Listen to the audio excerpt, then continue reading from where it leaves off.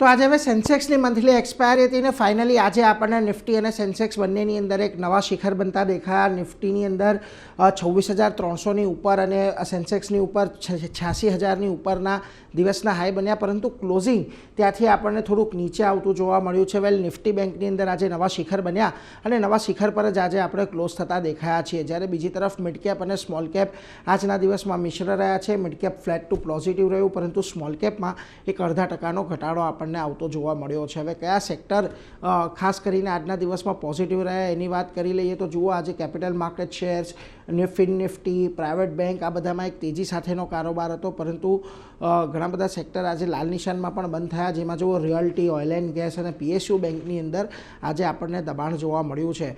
નિફ્ટીના front પરથી વાત કરી લઈએ તો જુઓ, આજે Bajaj finance, Shriram finance, HUL, ICICI bank આ બધાની અંદર આજે તમને એક સારી તેજી સાથેનો કારોબાર જોવા મળ્યો હતો. જો ઘટાડો આવ્યો ત્યાં જુઓ Adani enterprise, Eicher motor, Maruti Suzuki અને બજાજ ઓટોનો ખાસ સમાવેશ થાય છે.